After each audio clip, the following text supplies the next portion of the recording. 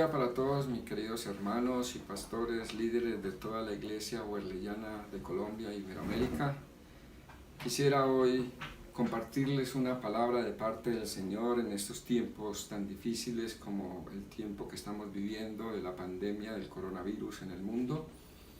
Es una palabra de parte del Señor para mostrarnos el camino que debemos de andar en esos tiempos tan difíciles, tiempos hostiles. El Señor no dijo que iba a ser fácil los tiempos, el Señor dijo que íbamos a tener tribulación y angustia, pero también el Señor nos deja en su palabra claramente cómo actuar en las diferentes circunstancias. Y de parte del Señor yo quisiera hoy mostrarles algo maravilloso que encontramos en esta palabra, y es en el Salmo 46. Voy a leer para todos ustedes el Salmo 46 y dice así: Dios es nuestro amparo y fortaleza, nuestro pronto auxilio en las tribulaciones. Por tanto, no temeremos aunque la tierra sea removida y se traspasen los montes al corazón del mar, aunque bramen y se turben sus aguas y tiemblen los montes a causa de su braveza. Del río sus corrientes alegran la ciudad de Dios, el santuario de las moradas del Altísimo.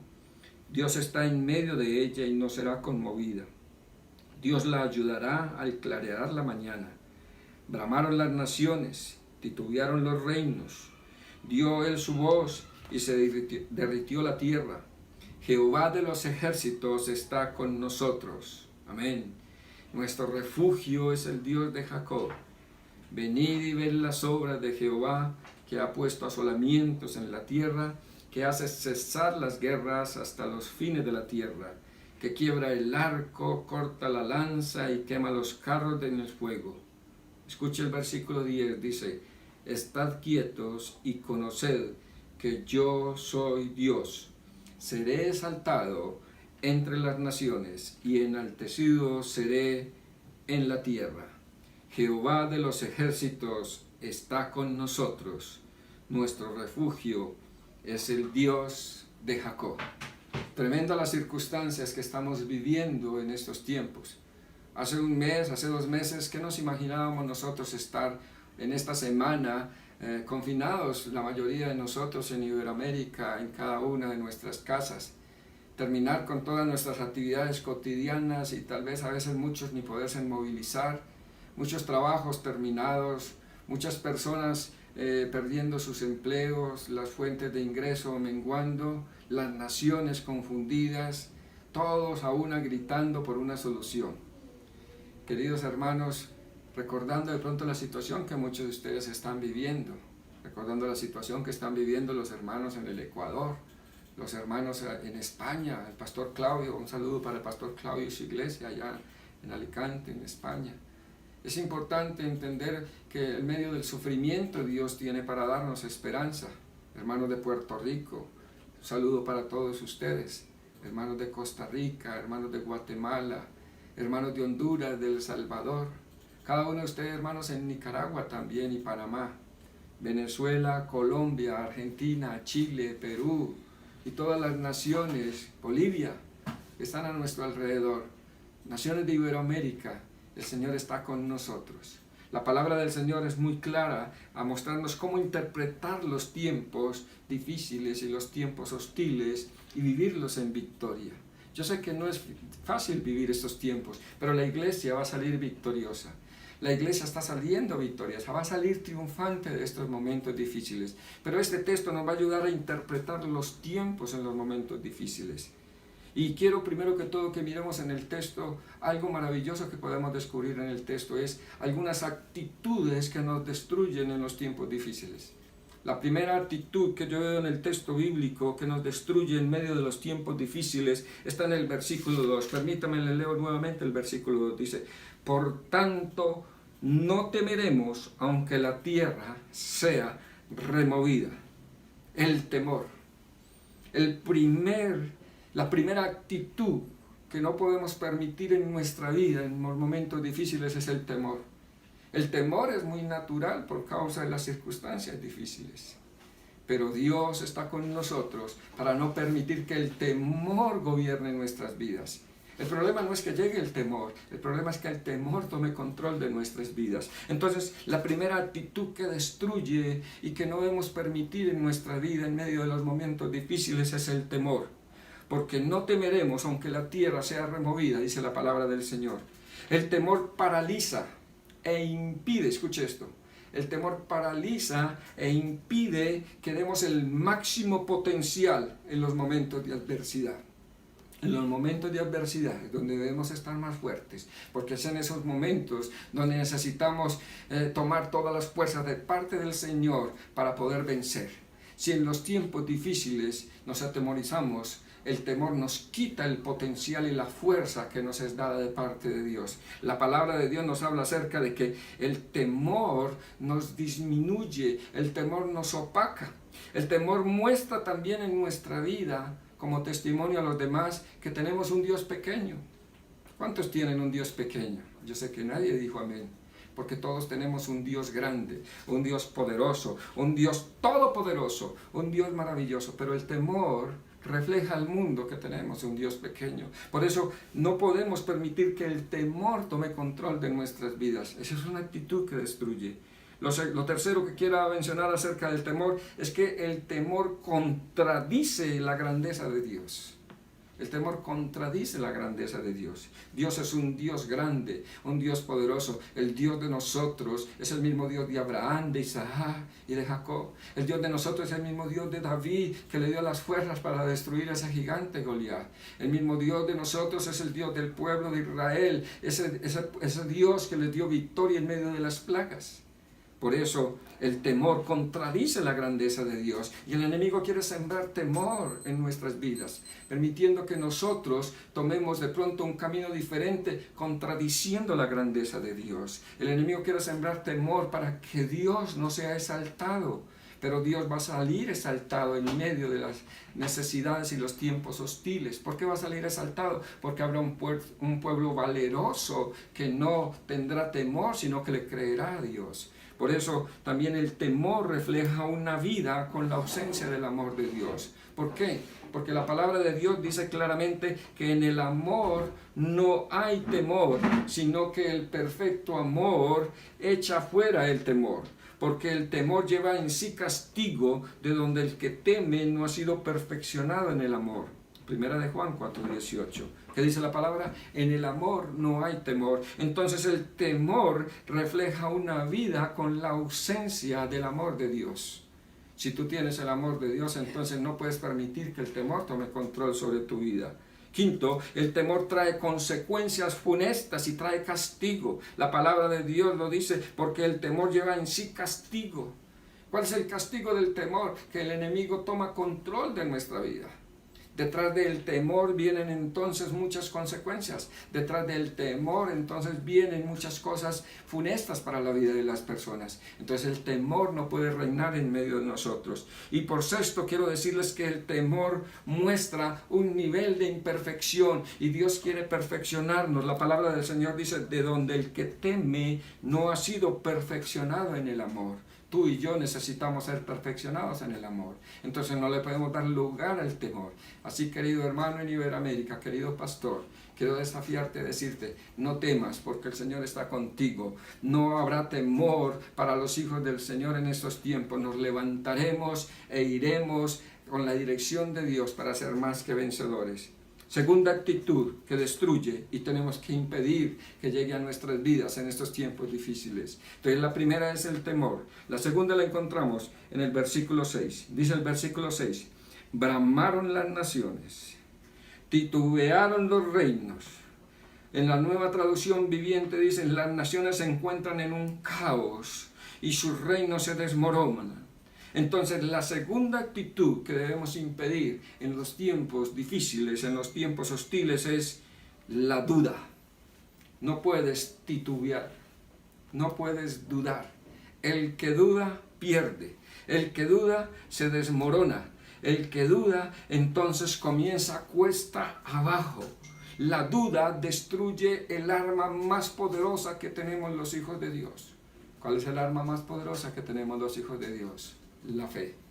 Nosotros los cristianos somos la comunidad de la fe. Por eso nosotros no podemos permitir que la duda llegue y mate la fe. La fe es la forma entonces en que nosotros confiamos ciegamente en el Señor. El verbo de la fe es creer. Y la confianza es una hermana de la fe. Porque la fe, hermanos, es esa confianza verdadera en el Señor. Pero la duda mata la fe. La iglesia no puede permitir que la duda llegue, porque la duda entra a terminar la fe que hay en medio de nosotros. Sin fe es imposible agradar al Señor, dice la palabra en Hebreos 11:6. Pero sin fe es imposible agradar a Dios. Imposible, imposible. No se puede agradar a Dios entonces sin fe. La duda destruye la fe. La duda es la entrada a cualquier problema en la vida del cristiano. ¿Quieres ver un cristiano con problemas? Es un cristiano que duda. No podemos dudar en el Señor. No podemos dudar de las promesas del Señor. No podemos dudar del propósito de Dios. No podemos dudar de la protección de Dios. No podemos dudar de la voluntad de Dios agradable y perfecta, como dice Romanos capítulo 12.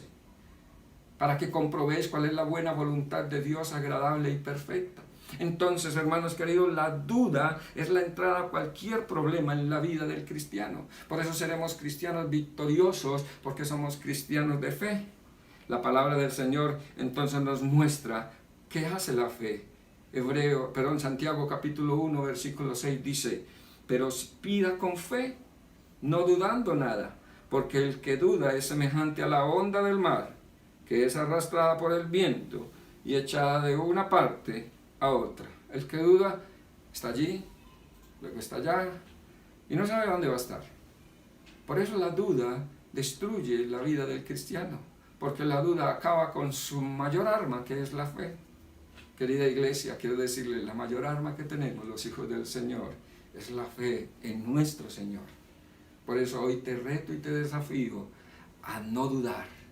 No dudes en el momento más difícil que estés pasando. Confía en el Señor, espera en el Señor. Y usted se preguntará, ¿y por qué?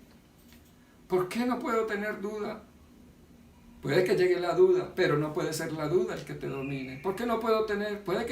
No puedo tener temor. Puede que llegue el temor, pero no puedes permitir que el temor gobierne tu vida. ¿Por qué? Pastor Héctor, dígame por qué. Pues la palabra de Dios lo dice en el Salmo 46 que hemos leído. Te voy a dar 5 razones por qué no debes dudar y 5 razones por qué no debes temer. Primero, no debes dudar porque Dios es nuestro amparo. No debes temer porque Dios es nuestro amparo. Porque Dios es nuestra fortaleza. Porque Dios es nuestro auxilio. Porque Dios está en medio de nosotros. Y porque Dios nos ayudará. ¿Necesitan más razones por qué no temer y por qué no dudar? Dios es nuestro amparo, nuestra fortaleza, nuestro auxilio. Dios está en medio de nosotros y Dios nos ayudará. Y usted me dirá, pastor, entonces ¿qué hago? ¿Qué hacer? La palabra de Dios nos dice en el versículo 10 claramente qué hacer. Dice: estad quietos y conoced que yo soy Dios. ¿Qué es lo que dice el versículo 10? Dice: no debes entrar entonces en desesperación. No puedes entrar en angustia. No puedes entrar en tus fuerzas. Estad quietos y conoced que yo soy Dios. Este es el tiempo para que la iglesia conozcamos quién es nuestro Señor. Para que la iglesia conozca el Señor grande que tenemos. Este es el tiempo para conocer más al Señor. Métete más con el Señor. La palabra dice: estad quietos y conoced que yo soy el Señor. Las naciones no pueden. Los presidentes no pueden, los gobernantes no pueden, los reyes no pueden darle solución a esto. Y el Señor nos da la clave. Cuando ustedes no pueden, ustedes deben entender: estad quietos y conocer que yo soy Dios. Y la iglesia debe conocer en este tiempo quién es Dios. Un Dios poderoso, un Dios glorioso, un Dios amoroso, un Dios que nos cuida.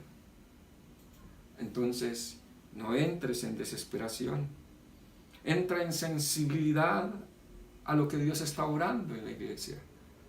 Un versículo que todos sabemos muy de memoria que dice: a los que aman a Dios todas las cosas ayudan para bien. ¿Cómo? Siendo sensibles al obrar de Dios. ¿Qué es lo que Dios está mostrando? ¿Dónde está dirigiendo Dios tu vida, tu iglesia? Dios te está llevando a descubrir nuevas facetas en la vida de la fe. Entonces es el tiempo de ver la gloria de Dios de una manera diferente, pero debemos ser sensibles a Dios. Entonces por eso el Señor dice: estad quietos y conoced que yo soy Dios. ¿Y qué más debemos hacer? Debemos permitir que Dios nos revele sus planes. Dios tiene planes para ti. Dios tiene planes para tu familia. Dios tiene planes para tu iglesia local. Dios tiene planes para la iglesia distrital, la iglesia nacional, la iglesia de Iberoamérica, la iglesia mundial. Dios tiene unos planes. Entonces, ¿cómo vamos a descubrir? Siendo sensibles a los planes de Dios. Dios revelará planes maravillosos para su iglesia. La iglesia no dejará de ser. Muchos pasarán, pero la iglesia permanecerá. Presidentes pasarán, pero la iglesia permanecerá. Muchas cosas dejarán de ser, pero la iglesia permanecerá. Porque la muerte misma no podrá contra el poder de la iglesia del Señor. Cielo y tierra pasarán y las palabras del Señor permanecerán en medio de su iglesia. Entonces debo permitir que Dios me revele sus planes. Escucha lo que te voy a decir. Dios quiere una reingeniería de tu vida en el Señor. Dios quiere una reingeniería de su iglesia. Dios quiere reinventar la iglesia, redescubrir la iglesia, que nos redescubramos como la iglesia del Señor, que marchemos en una visión renovada de parte de Dios. Pero ¿cómo lo vamos a lograr? El texto dice: estad quietos y conoced que yo soy Dios.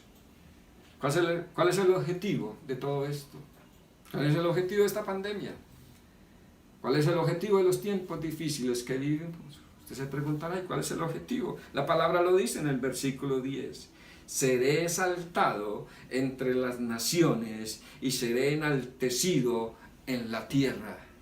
¿Sabe cuál es el propósito de todo esto? Que Dios sea exaltado, que Dios sea glorificado, que Dios sea enaltecido, que Dios sea conocido, y nosotros, su iglesia, somos instrumentos para que Dios sea exaltado en estos tiempos, para que Dios sea conocido, que Dios sea glorificado, que Dios se lleve toda la gloria de esto que está sucediendo en tu país, de esto que está sucediendo a tu alrededor, y que Dios te dé la victoria a ti como su hijo, y Dios sea reconocido en medio de los pueblos. Qué grandiosa es la palabra del Señor, permitiéndonos descubrir sus objetivos en medio de los tiempos. Y te hago una pregunta, tú que eres un estudioso de la palabra. ¿Cuál viene a ser entonces el texto guía de este Salmo 46 que hemos leído? Es fácil descubrir cuál es el texto guía. El texto guía es el que se repite en el Salmo. ¿Cuál es el versículo, el texto que se repite en el Salmo?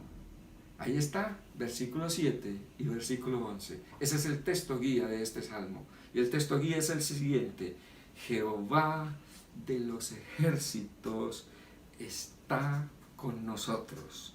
Nuestro refugio es el Dios de Jacob. Y eso es lo que quiero decirte hoy. ¿Cómo descubrir entonces los tiempos difíciles y los vamos a interpretar bajo la mano poderosa de Dios? Entonces, primero, no dejar que las actitudes inadecuadas me destruyan, como el temor y la duda.